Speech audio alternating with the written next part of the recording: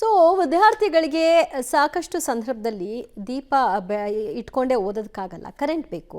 ಆದರೆ ಈ ವಿದ್ಯಾರ್ಥಿಗಳ ಪಾಡು ಹೇಗಾಗಿತ್ತು ಅಂತಂದರೆ ಮೊಬೈಲ್ ಟಾರ್ಚನ್ನು ಬಳಕೆ ಮಾಡೋ ಮೂಲಕವಾಗಿ ಅವರು ವಿದ್ಯಾಭ್ಯಾಸವನ್ನು ನಡೆಸಬೇಕಾಗಿತ್ತು. ಈ ಬಗ್ಗೆ ಪಬ್ಲಿಕ್ ಟಿವಿ ವರದಿ ಸಹ ಮಾಡ್ತು. ಬೆಳಗಾವಿ ಜಿಲ್ಲೆಯ ಹುಕ್ಕೇರಿ ತಾಲೂಕಿನ ವಿವಿಧ ಗ್ರಾಮಗಳ ತೋಟದ ವಸತಿ ಪ್ರದೇಶಗಳಲ್ಲಿ ಕಳೆದ ಹಲವು ದಿನಗಳಿಂದ ಈ ರೀತಿಯ ಸಮಸ್ಯೆಯಲ್ಲಿ ವಿದ್ಯಾರ್ಥಿಗಳಿದ್ರು. ವಿದ್ಯುತ್ ಇಲ್ಲದೆ ಅನ್ನದಾತರ ಮಕ್ಕಳ ಪರದಾಟವನ್ನು ಪಬ್ಲಿಕ್ ಟಿವಿ ವರದಿಯನ್ನು ಬಿತ್ತರಿಸಿತ್ತು. ಈಗ ಪಬ್ಲಿಕ್ ಟಿವಿಯ ವರದಿಯ ಇಂಪ್ಯಾಕ್ಟ್, ಪಬ್ಲಿಕ್ ಟಿವಿ ವರದಿ ಬೆನ್ನಲ್ಲೇ ಹುಕ್ಕೇರಿ ಗ್ರಾಮೀಣ ವಿದ್ಯುತ್ ಸಹಕಾರಿ ಸಂಘದ ಆಡಳಿತ ಮಂಡಳಿ ಹಾಗೂ ಅಧಿಕಾರಿಗಳು ವಿದ್ಯಾರ್ಥಿಗಳ ಅನುಕೂಲಕ್ಕಾಗಿ ರಾತ್ರಿ ಇಡೀ ವಿದ್ಯುತ್ ಪೂರೈಕೆ ಮಾಡ್ತೀನಿ ಅಂತ ಹೇಳಿದ್ದಾರೆ.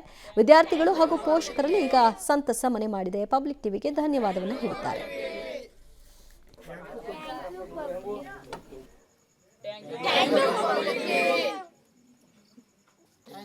ವಿದ್ಯುತ್ ಇಲ್ಲದೆ ವಿದ್ಯಾರ್ಥಿಗಳು ಸಾಕಷ್ಟು ಪರದಾಟ ಅನುಭವಿಸ್ತಾ ಇದ್ದರು. ಮೊಬೈಲ್ ಟಾರ್ಚ್ ಹಿಡಿದುಕೊಂಡು ವಿದ್ಯಾಭ್ಯಾಸ ಮಾಡುವ ಕುರಿತು ಪಬ್ಲಿಕ್ ಟಿವಿ ವರದಿ ಪ್ರಸಾರ ಮಾಡಿತ್ತು.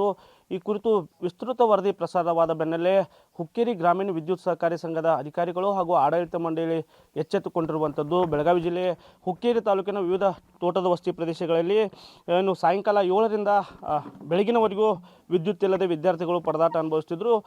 ಈ ದೃಶ್ಯದಲ್ಲಿ ಈಗ ನೋಡ್ಬೋದು. ಈಗಾಗಲೇ ಏನು ಪಬ್ಲಿಕ್ ಟಿವಿಯಲ್ಲಿ ವರದಿ ಪ್ರಸಾರವಾದ ಬೆನ್ನಲ್ಲೇ ವಿದ್ಯಾರ್ಥಿಗಳಿಗೆ ಅನುಕೂಲ ಆಗುವ ನಿಟ್ಟಿನಲ್ಲಿ ವಿದ್ಯುತ್ತನ್ನು ನೀಡಿರುವಂಥದ್ದು. SSLC ವಿದ್ಯಾರ್ಥಿಗಳು ಈಗ ವಿದ್ಯಾಭ್ಯಾಸ ಮಾಡ್ತಿರುವ ದೃಶ್ಯಗಳನ್ನು ನೋಡ್ತಿರ್ಬೋದು. ಸಾಕಷ್ಟು ಸಂತಸವನ್ನು ವಿದ್ಯಾರ್ಥಿಗಳು ವ್ಯಕ್ತಪಡಿಸಿರುವಂಥದ್ದು. ಅದರಲ್ಲೂ ಕೂಡ ಪ್ರಮುಖವಾಗಿ ರೈತರ ಮಕ್ಕಳು, ಅನ್ನದಾತರ ಮಕ್ಕಳು ವಿದ್ಯಾಭ್ಯಾಸದಿಂದ ವಂಚಿತರಾಗ್ತಾಯಿದ್ರು. ಹೀಗಾಗಿ ಸಾಕಷ್ಟು, ಅದರಲ್ಲೂ ಪ್ರಮುಖವಾಗಿ SSLC ಎಕ್ಸಾಮ್ಗಳು ಇನ್ನೇನು ಕೆಲವೇ ದಿನಗಳಲ್ಲಿ ಆರಂಭ ಆಗ್ತವೆ. ಈ ಹಿನ್ನೆಲೆಯಲ್ಲಿ ಸಾಕಷ್ಟು ವಿದ್ಯಾಭ್ಯಾಸಕ್ಕೆ ತೊಂದರೆ ಆಗ್ತಾಯಿತ್ತು. ಇದನ್ನು ಸರಿಪಡಿಸುವ ನಿಟ್ಟಿನಲ್ಲಿ ಪಬ್ಲಿಕ್ ಟಿವಿ ವರದಿ ಪ್ರಸಾರ ಬೆನ್ನಲ್ಲೇ ಈಗ ವಿದ್ಯಾರ್ಥಿಗಳಿಗೆ ಸಮರ್ಪಕ ವಿದ್ಯುತ್ ಪೂರೈಸುವ ಭರವಸೆಯನ್ನು ಏನು ಹುಕ್ಕೇರಿ ಗ್ರಾಮೀಣ ವಿದ್ಯುತ್ ಸಹಕಾರಿ ಸಂಘದ ಅಧಿಕಾರಿಗಳು ಹಾಗೂ ಆಡಳಿತ ಮಂಡಳಿಗಳು ನೀಡಿರುವಂಥದ್ದು. ಇಲ್ಲಿ ನೋಡ್ಬೋದು, ಸಾಕಷ್ಟು ಸಾರ್ವಜನಿಕರು ಇಲ್ಲಿದ್ದಾರೆ, ಸಾಕಷ್ಟು ಸಂತಸವನ್ನು ವ್ಯಕ್ತಪಡಿಸಿದ್ದಾರೆ. ಪೋಷಕರು ಇದ್ದಾರೆ, ಅವರು ಕೂಡ ತಮ್ಮ ಮಕ್ಕಳ ವಿದ್ಯಾಭ್ಯಾಸದಲ್ಲಿ ಎಲ್ಲೋ ಕುಂಠಿತ ಆಗುತ್ತೆ ಅನ್ನೋ ಆತಂಕ ಇತ್ತು. ಅದರಿಂದ ಕೂಡ ಈಗ ಸಾಕಷ್ಟು ಸಂತಸವನ್ನು ಇಲ್ಲಿ ಪೋಷಕರು ವ್ಯಕ್ತಪಡಿಸ್ತಾ ಇದ್ದಾರೆ. ಇಲ್ಲೊಬ್ಬರು ಪೋಷಕರಿದ್ದಾರೆ, ಅವರನ್ನೇ ಮಾತಾಡಿಸೋಣ. ಸರ್, ಏನಿತ್ತು ಸರ್ ಇಲ್ಲಿ ಮೊದಲಿನ ಪರಿಸ್ಥಿತಿ ಏನಿತ್ತು ಸರ್? Light ಇದ್ದಕ್ಕಿಲ್ಲ sir. ಎಷ್ಟು ದಿನ ಅದು ಲೈಟ್ ಇರಲಿಲ್ಲ? ಒಂದು 2.5 ತಿಂಗಳು ಆಯ್ತು ಸರ್. ಈಗಟ್ಟೆ ಇವತ್ತು ಪಬ್ಲಿಕ್ ಟಿವಿಯಲ್ಲಿ ಇದಾಗನ ಇವತ್ತು ಲೈಟ್ ಕೊಟ್ಟಿದ್ದಾರೆ ಸರ್.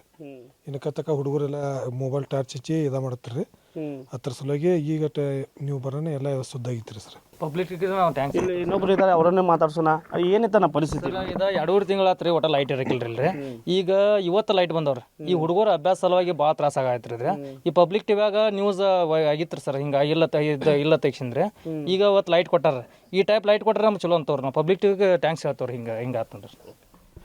ಇದಿಷ್ಟು ಪೋಷಕರು ಹಾಗೂ ವಿದ್ಯಾರ್ಥಿಗಳ ಮಾತು. ಪಬ್ಲಿಕ್ ಟಿವಿಗೆ ಸಾಕಷ್ಟು ಧನ್ಯವಾದಗಳು ಒಂದು ಕಡೆ ತಿಳಿಸ್ತಾ ಇದ್ದಾರೆ. ಮತ್ತೊಂದೆಡೆ ಏನು ಗೋಡ್ಕೇರಿ ಹಾಗೂ ಆ ಬೆಳೆದ ತೋಟದ ವಸತಿ ಪ್ರದೇಶಗಳಿದ್ದಾವೆ, ಆ ಪ್ರದೇಶಗಳಲ್ಲಿ ವಿದ್ಯುತ್ ಇಲ್ಲದೆ ಸಾಕಷ್ಟು ತೊಂದರೆಯನ್ನು ಅನುಭವಿಸ್ತಾ ಇದ್ದರು. ಈ ಭಾಗದ ರೈತರು ಕೂಡ ಒಂದು ರೀತಿಯಾದಂಥ ಎಚ್ಚೆತ್ತುಕೊಳ್ಬೇಕು. ಕೇವಲ ಸಿಂಗಲ್ ಫೇಸ್ ವಿದ್ಯುತ್ತನ್ನು ಮಾತ್ರ ವಿದ್ಯಾರ್ಥಿಗಳಿಗೆ ಅನುಕೂಲವಾಗುವ ನಿಟ್ಟಿನಲ್ಲಿ ನೀಡ್ತಾ ಇದ್ದಾರೆ.